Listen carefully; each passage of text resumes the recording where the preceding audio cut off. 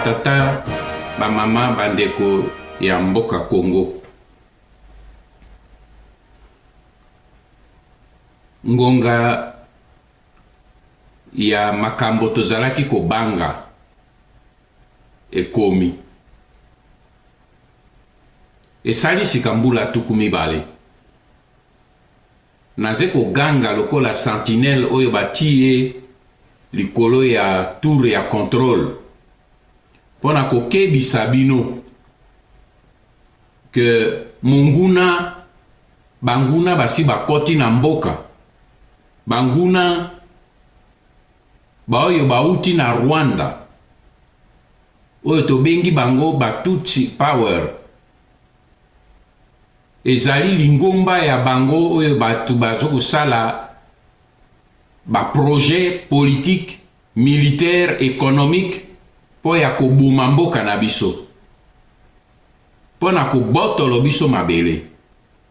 pe kobenga na biso na mabele na biso.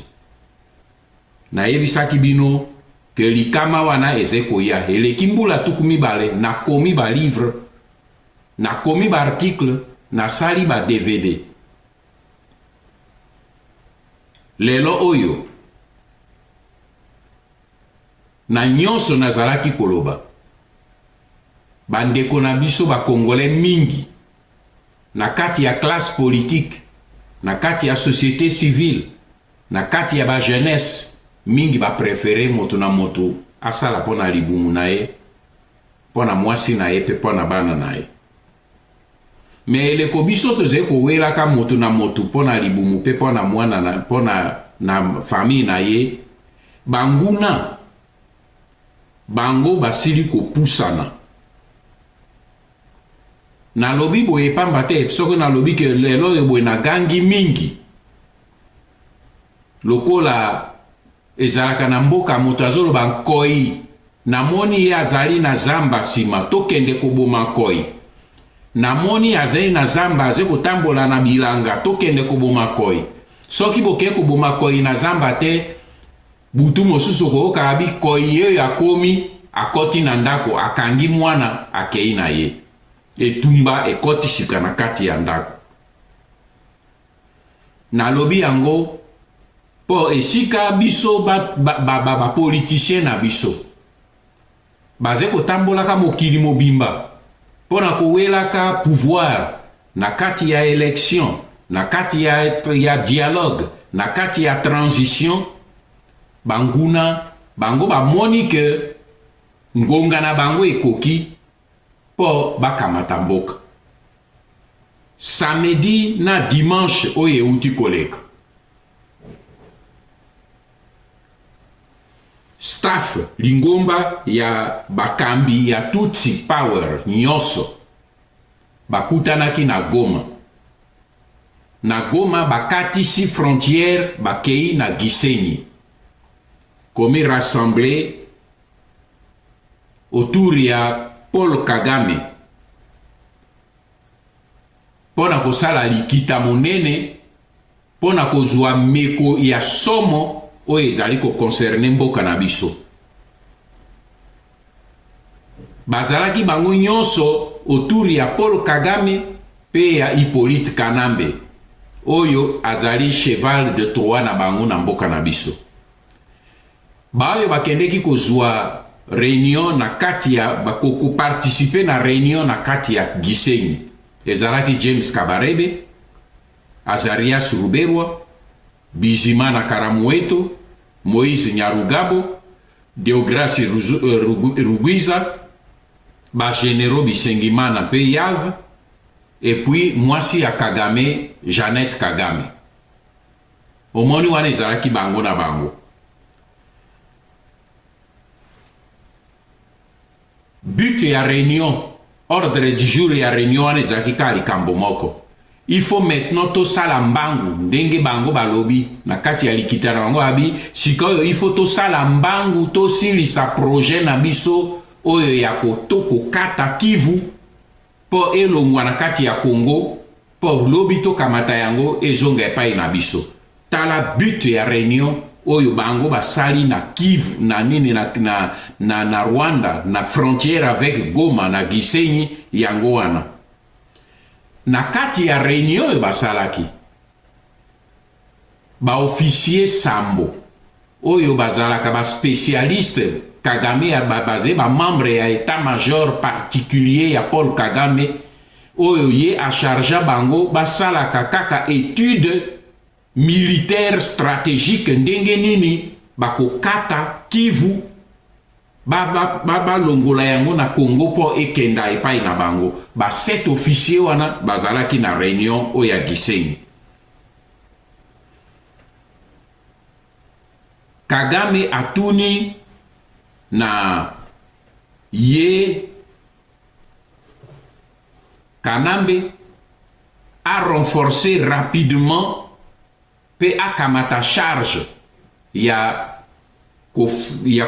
bato oyo bakoya kobunda batrupe bakoya kobunda na mandoki na kolia na bango po ye moto afandeli bambongo oyo ya bango o baze kopie epai na biso. Kanambe ayebisi ye alobi nazali déjà prêt parce que esika akendeki na Lubumbashi toyebisaki bino yango na l'œil de patriote akendeki kozwa ba militaire terroriste oyo baze ba spécialiste ya guérilla urbaine ba utaki na nini na Namibie koto misato na kama mitano 3500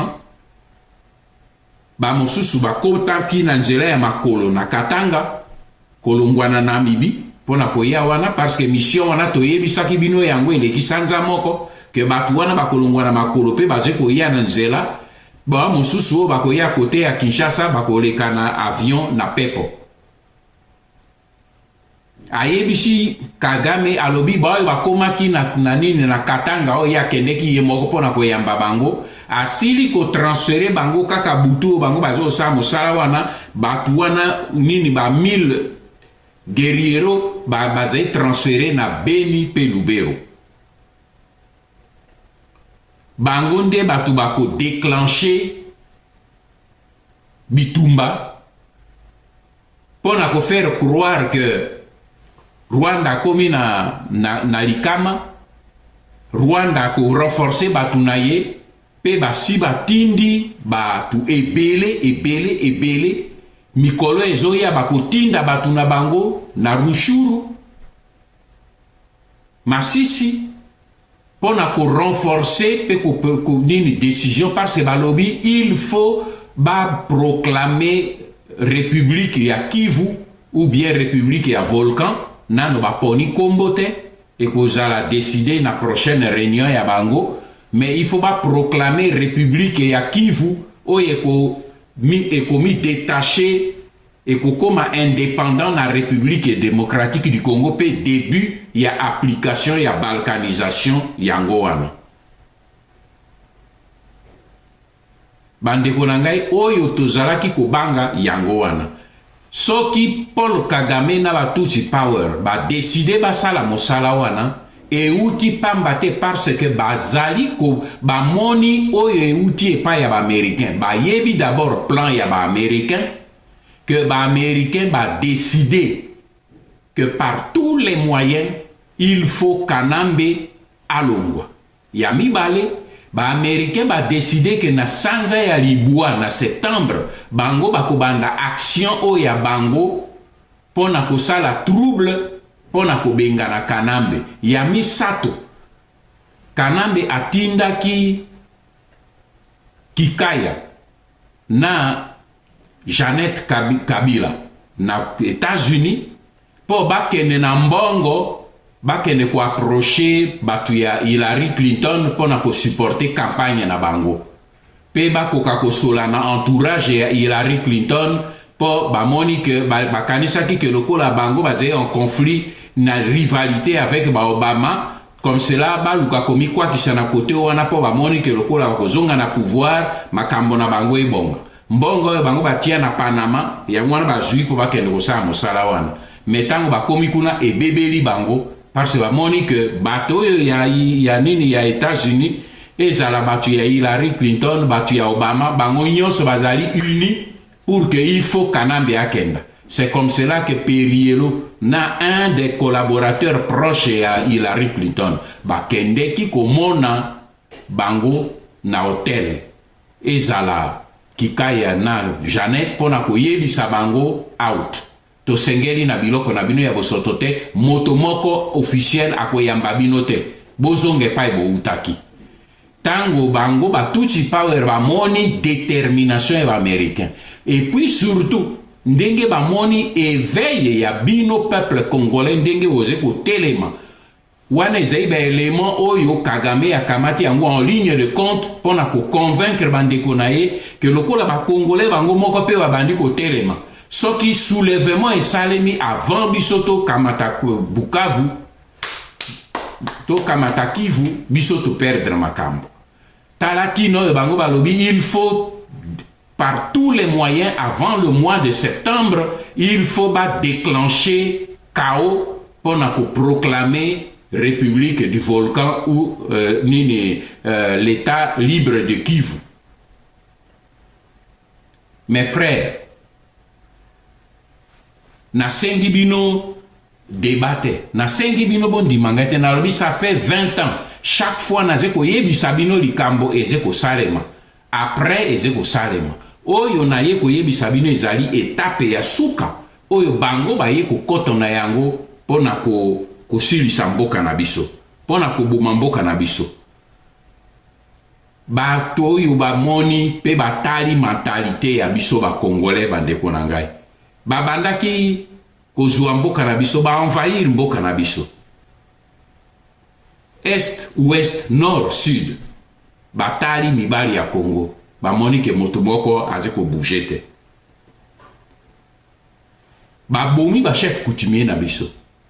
babengani ba peuple na biso babengani bango na mabele na bango des millions bakamati bandeko na bango baye basopi na Kivu po bakoma majoritaire batali ba congolais moto moko azo réagir te ba avancer ba violer basi na biso ko banda bana basi ya quelques mois ti bakoko ya 20 ya 80 ans ba pasoli bango mabumu ba détruire nzoto na bango ya kubota nyonso wana pona ko pekisa te ba congolais bakoma lisusu ebele te virus ya sida bazo pesa bana ba bébé ya basi ya nini ya 1 mois 3 mois pote sima bakufa bakoka kokola lisusu te babota te nyonso wana ezali po bakitisa nombre ya bakongolais po bango bakoma majoritaire na Kivu batali epai ya bakongolais azolala pongi basali nyonso bakamati mboka na biso babengani babomi baofficier na biso babomi bapolisier na biso balongoli bango na kati ya armée bati bandeko na bango na kati ya armée batali kote ya bakongolais kidiba bakoteli ba institution na biso banda na nini na côté politique côté judiciaire nyonso armée police service nyonso ba occuper yango na bimiseli bino ba biloko nyonso tu oyo boy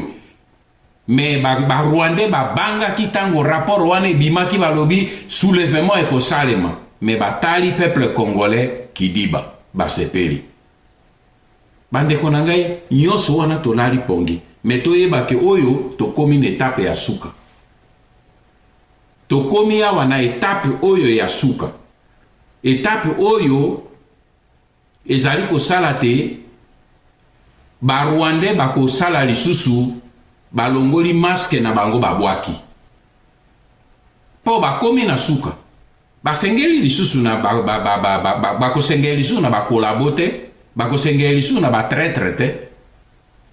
po étape bango bakomi nango baze su na besoin bakozali su na besoin na bino te. La preuve c'est la réunion bango basali na Gisenyi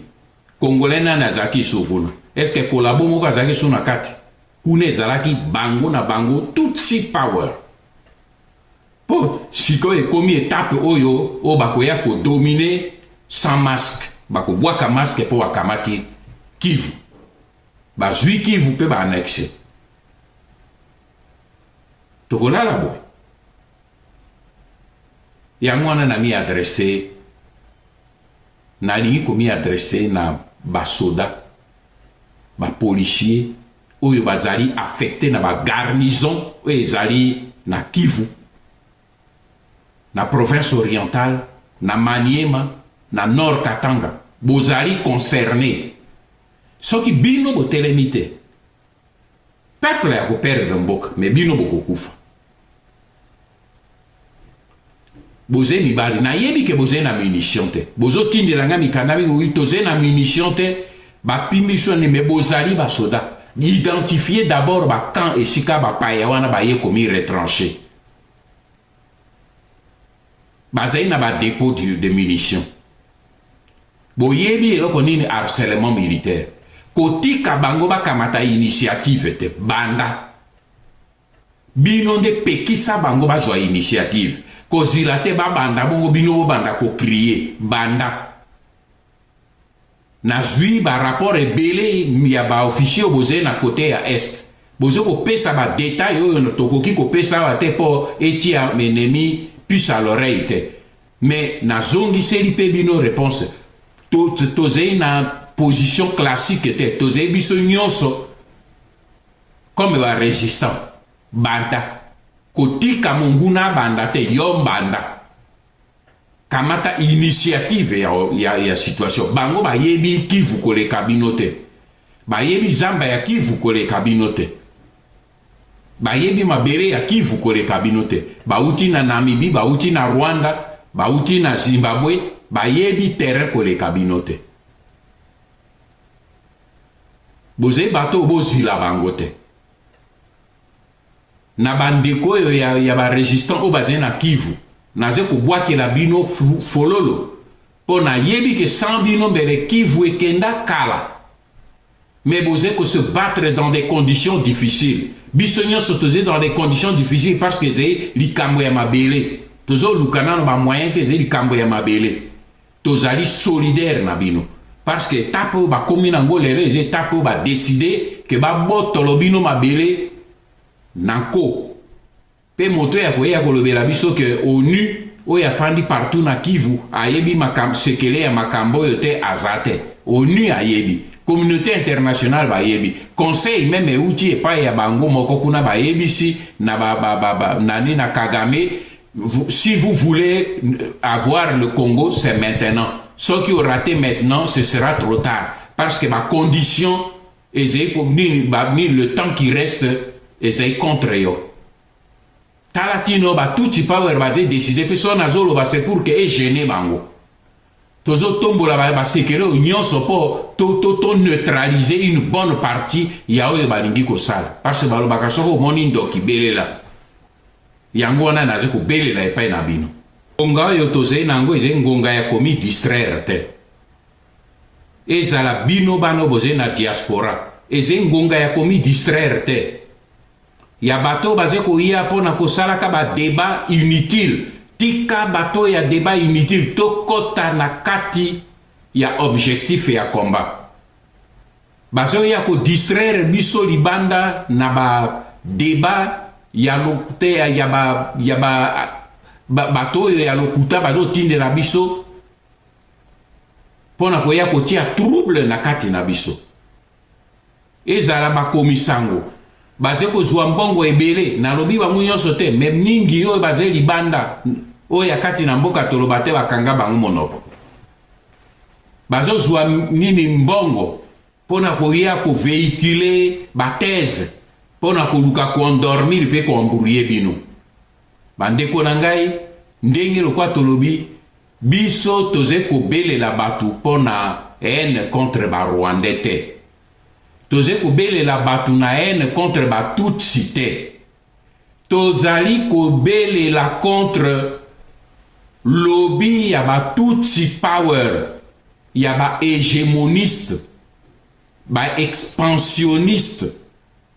oyo bazali kokanisa lelo comme na eleko ya Adolf Hitler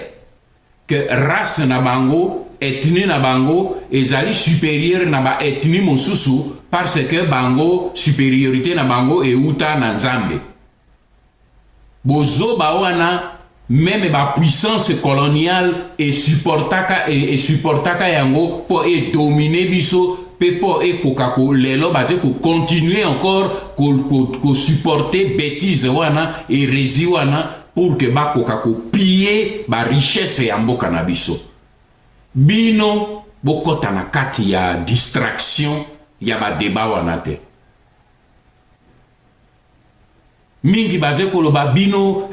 barwandais bazalaka wana kala na deuxième république pona nini boboyaka bango te boboyi bango lelo ezali intoxication biso c'est encore une preuve que tozalaki contre barwandais te barwandais bazalaki depuis deuxième république te nasi nayebisa bino na histoire que barwandais bazali wana depuis l'époque coloniale mais eleko yo biso tozalaki na après indépendance président rwandais nini azalaki kodomine chef d'état-major rwandais nini oyo adirijaki armée ya Congo commandant de police nini oyo azalaki rwandais azalaki kodirige garnison nini armée nini bataillon nini ya barwandais ekendeki kofanda na base na biso na Kamina na base na biso na Kitona na base na biso na nini na Kankokolo garnison nini ezalaki occupation aujourd'hui soki moto alobi na yo ke ayebi occupation te cela veut dire que basomba ye même aza journaliste soko azotuna yo akoloba te tozotuna mituna ya peuple journaliste lelo aujourd'hui na mboka na biso soko ozali mokomisango ozali moto osengeli oconscientiser peuple yo ozali simple nini tuyau oyo ke peuple alobaka mpe yo répété comme échappou te parce que biso nyonso tozali na mission ya koréveiller ya koinformer mpe ya kokonscientiser peuple alors soki mo journaliste azoya na ba question ya nini ya bozoba pona koya kotia tout nini désordre tika ye continuer mosala na biso localiser ye identifier ye to continuer de l'avant parce que sikoyo esika tokomi barwandais wana babandi kobwaka masque est-ce que tokozala na besoin ya bato bazosalaka badébat ya lokuta ntango lobi bango bakoproclame république ya Kivu tango bakokamata maintenant Kivu ekokenda bakozonga baya koloba ke Ngbanda avait menti bakoya kolobela bino c'est pour cette raison mes frères nasengi botelema makambo tozalaki kobanga yango ekomeli biso monguna a observé biso ti amoni ke tozai bolole tozai koréagir te alors akei étape par étape par étape par étape lokola sikoyo amoni ke il faut atoka mabele na biso mpe akende nango tozali bagardien ya République démocratique du Congo au moment oyo biso tozai kopase période ya souvenir ya simulacre ya indépendance bapesaki biso na 1930 na 1960 souveraineté oyo tosili mpe koperdre yango déjà parce que tozali maintenant sous occupation na période oyo nasengi na bino to honore mémoire ya bakoko na biso to honorer mémoire ya ba martyr o ba sopi makila pona biso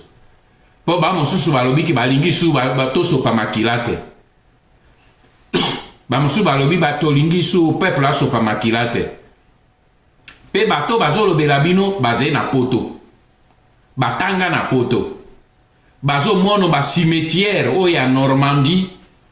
des milliers d'enfants américains, français,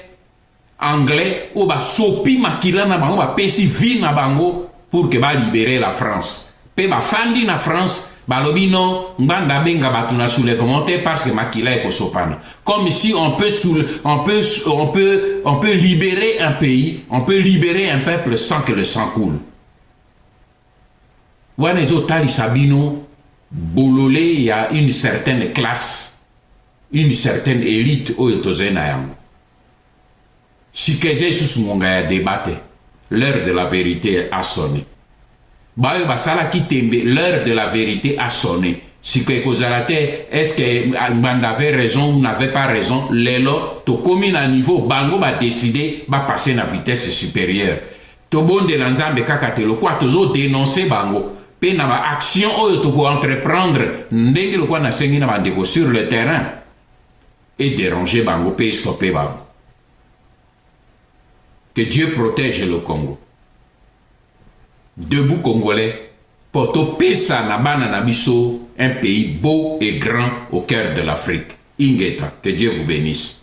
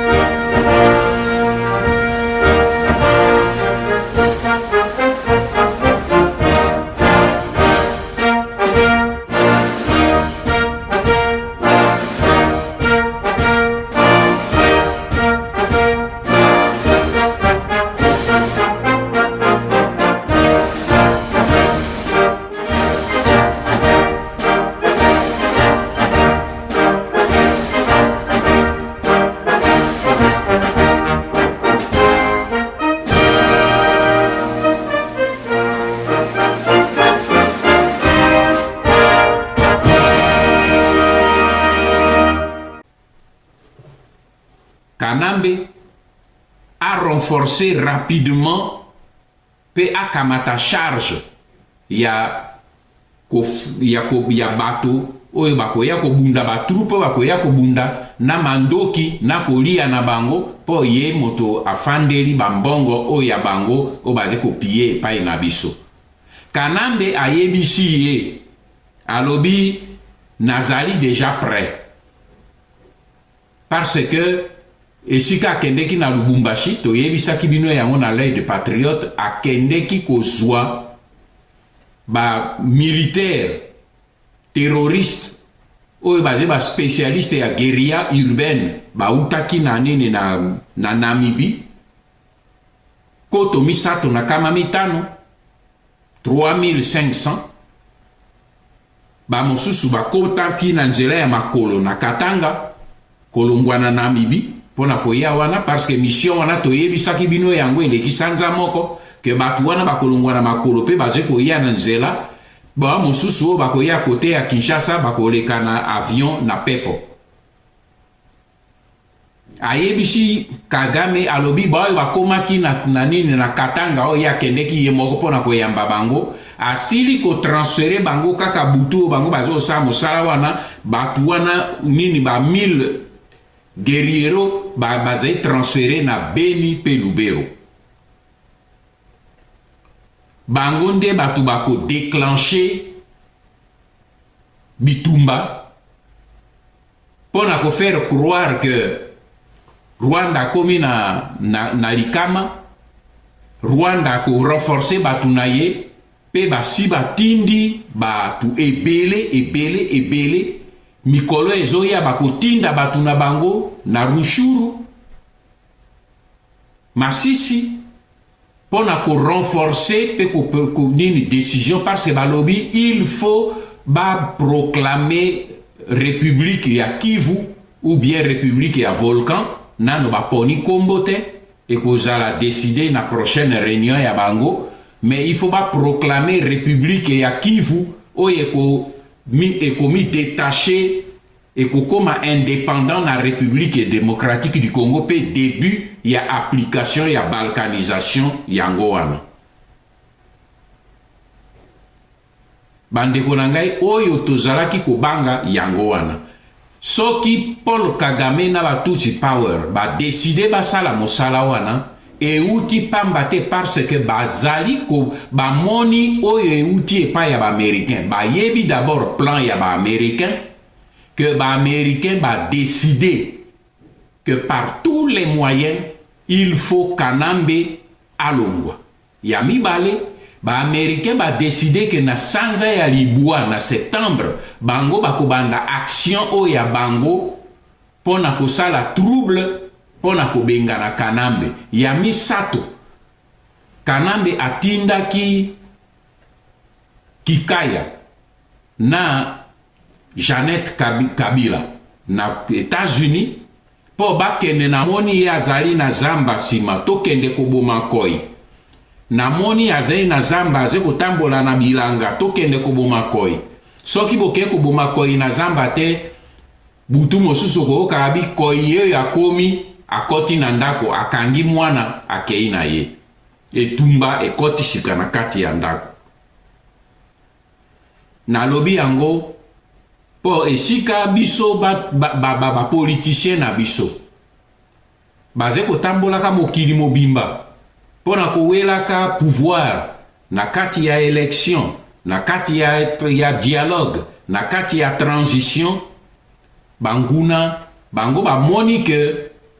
ngonga na bango ekoki po bakamata mboka samedi na dimanche oyo euti koleka staff lingomba ya bakambi ya tutsi power nyonso bakutanaki na Goma bakatisi frontière bakei na Gisenyi komi rassemblé autour ya Paul Kagame pona kosala likita monene pona kozwa meko ya somo oyo ezali koconcerne mboka na biso bazalaki bango nyonso autour ya Paul Kagame pe ya Hippolyte Kanambe oyo azali cheval de Troie na bango na mboka na biso baoyo bakendeki kozwa réunion na kati ya participer na réunion na kati ya Gisenyi ezalaki James Kabarebe, Azarias Ruberwa, Bizimana Karamueto, Moïse Nyarugabo, Deograci Rugwiza, ba généraux Bisengimana Peyav, et puis mwasi ya Kagame, Janet Kagame. Omoni wana ezalaki bango na bango. But ya réunion, ordre du jour ya réunion wana ezalaki kali kambo moko. Il faut maintenant to sala mbangu ndenge bango balobi na kati ya likita na bango abi sikoyo il faut to sala mbangu to silisa projet na biso oyo ya kotoko kata Kivu po elongwa na kati ya Congo po lobi to kamata yango ezonga epai na biso. Tala but ya réunion oyo bango basali na Kivu na nini na Rwanda na frontière avec Goma na Gisenyi yango wana. Na kati ya réunion oyo basalaki ba officier Sambo oyo bazalaka ba spécialiste Kagame ya baze ba membre ya état-major particulier ya Paul Kagame oyo ye a charge bango basalaka kaka étude militaire stratégique ndenge nini bakokata Kivu ba longola yango na Congo po ekenda epai na bango. Ba 7 officiers wana bazalaki na réunion oyo ya Gisenyi. Kagame atuni na ye mbongo bakende ko approcher batu ya Hillary Clinton pona ko supporter campagne na bango. Pe bakoka kosola na entourage ya Hillary Clinton po bamoni que bakanisaki que lokola bango bazé en conflit na rivalité avec Obama, comme cela baluka komi kwa kisana kote wana po bamoni que lokola bakozonga na pouvoir makambo na bango ebonga. Mbongo bango batia na Panama ya mwana bazui po bakende kosala mosala wana. Metango bakomi kuna ebebeli bango parce que bamoni que bato ya nini ya États-Unis ezala batu ya Hillary Clinton, batu ya Obama, bango nyonso bazali uni pour que il faut kanambe akenda. C'est comme cela que Perielo na un des collaborateurs proches à Hillary Clinton bakende ki komona bango na hotel ezala kikaya na Janet pona koyebisa bango out. To sengeli na biloko na bino ya bosoto te, moto moko officiel akoyamba bino te, bozonge pai bo utaki. Tango bango batuchi power bamoni détermination ya américain. Et puis surtout, ndenge bamoni éveil ya bino peuple congolais ndenge oze ko telema. Wana ezaiba élément oyo Kagame ya kamati yango en ligne de compte pona ko convaincre bandeko na ye que lokola ba congolais bango moko pe babandi ko telema. Soki soulèvement et salemi avant bisoto kamata Bukavu to kamata Kivu bisoto perdre makambo. Talatino bango balobi il faut par tous les moyens avant le mois de septembre il faut déclencher chaos pour proclamer République du Volcan ou l'État libre de Kivu. Mes frères, na sengi bino débattre, na sengi bino bon dimangate na lobi ça fait 20 ans. Chaque fois na zeko yebisa bino likambo ezeko salema. Après ezeko salema. Oyo na yeko yebisa bino ezali étape ya suka. Oyo bango ba yeko kotona yango pona ko silisa mboka na biso. Pona ko buma mboka na biso. Bato oyo bamoni pe batali mentalité ya biso ba Congolais bandeko na ngai. Babandaki kozwa mboka na biso ba envahir mboka na biso. Est, ouest, nord, sud. Batali mibali ya Congo. Bamoni ke moto moko azeko bouger te. Babomi ba chef coutumier na biso. Babengani ba peuple na biso. Babengani bango na mabele na bango des millions. Bakamati bandeko na bango bayewa sopi na Kivu po bakoma majoritaire. Batali ba Congolais moto moko azo réagir te. Ba avancer. Ba violer basi na biso. Ko banda bana basi il y a quelques mois ti ba koko ya 20 il y a 80 ans. Ba pasoli bango mabumu. Ba détruire nzoto na bango ya kobota. Nyonso wana pona ko pekisa te ba Congolais ba koma lisusu ebele te. Virus ya sida bazo pesa bana ba bébé ya basi ya nini ya 1 mois, 3 mois.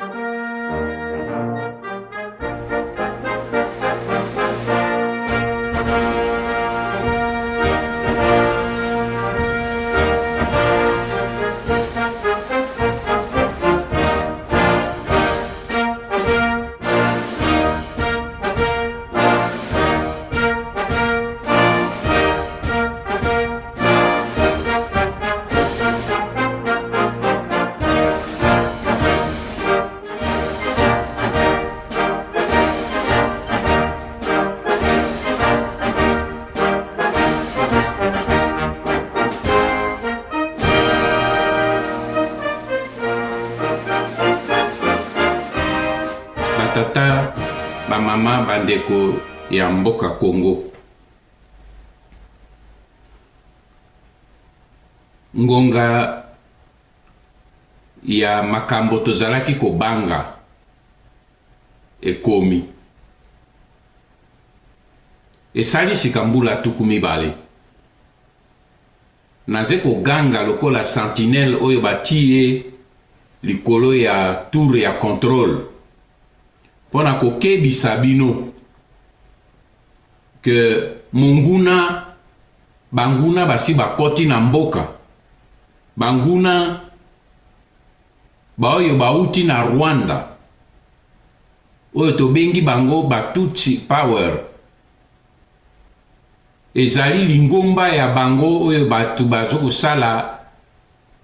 ba projet politique, militaire, économique po ya koboma mboka na biso, po na kobotolo biso mabele pe kobenga na biso na mabele na biso. Na yebisaki bino ke likama wana eze koya eleki mbula tuku mibale, nakomi ba livre, nakomi ba article, nasali ba DVD. Lelo oyo na nyonso nazalaki koloba bandeko na biso ba Congolais mingi na kati ya classe politique, na kati ya société civile, na kati ya ba jeunesse mingi ba préféré moto na moto asala pona libumu na ye, pona mwasi na ye pe pona bana na ye. Me eleko biso toze kowelaka moto na moto pona libumu pe pona mwana na pona na famille na ye, banguna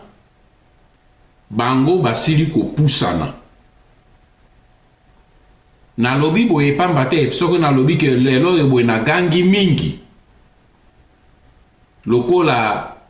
ezalaka na mboka moto azoloba nkoi na pote sima bakufa bakoka kokola lisusu te, babota te. Nyonso wana ezali po bakitisa nombre ya bakongolais po bango bakoma majoritaire na Kivu. Batali epai ya bakongolais, kongolais azolala pongi. Basali nyonso bakamati mboka na biso, babengani babomi ba officier na biso, babomi ba policier na biso, balongoli bango na kati ya armée, bati bandeko na bango na kati ya armée, batali kote ya bakongolais kidiba. Bakoteli ba institution na biso, banda na nini na côté politique, côté judiciaire, nyonso, armée, police, service, nyonso ba occupé yango. Na bimiseli bino ba biloko nyonso tu oyo boy. Mais ba Rwandais ba banga ki tango rapport wane bimaki balobi soulèvement eko salema. Mais batali peuple congolais kidiba, ba sepeli. Bande konangai nyonso wana tolali pongi. Mais toyeba ke oyo tokomi na etape ya suka. Tokomi awa na etape oyo ya suka. Etape oyo ezali kosala te ba Rwandais bako sala lisusu balongoli masque na bango babwaki. Po bakomi na suka. Basengeli lisusu na bako sengeli lisusu na bakolabote, bako sengeli lisusu na batraitre te. Po etape bango bakomi nango basé sur na besoin, bako sur na besoin na binote. La preuve c'est la réunion bango basali na Gisenyi. Congolais na zaki sukuna. Est-ce que kolabo moko zaki suna kati? Kune zalaki bango na bango Tutsi Power. Po siko ekomi etape oyo o bakoya ko dominer sans masque. Bako bwaka masque po wakamati Kivu. Ba zui Kivu pe ba annexe. Tokolala boy. Yango wana na mi adressé na lingi komi adressé na ba soda, ba policier oyo bazali affecté na ba garnison oyo ezali na Kivu, na province orientale, na Maniema, na Nord Katanga, bozali concerné. Soki bino botelemi te, peuple ya koperdre mboka, mais bino bokokufa. Boze mibali, na yebi ke boze na munition te. Bozo tindelanga mikanda bingo toze na munition te, ba pimisho ne me bozali ba soda. Identifier d'abord ba camp et sika ba payawana ba ye komi retranché. bazali na ba dépôt de munitions boyebi eloko nini harcèlement militaire kotika bango bakamata initiative te banda bino nde pekisa bango bazwa initiative kozila te babanda bongo bino bobanda kokrie banda nazwi barapport ebele ya baofficier bozali na kote ya est bozo kopesa badetail oyo tokoki kopesa awa te mpo etia menemi puce à l'oreille te mais nazongiseli mpe bino réponse tozali na position classique te tozali biso nyonso comme barésiste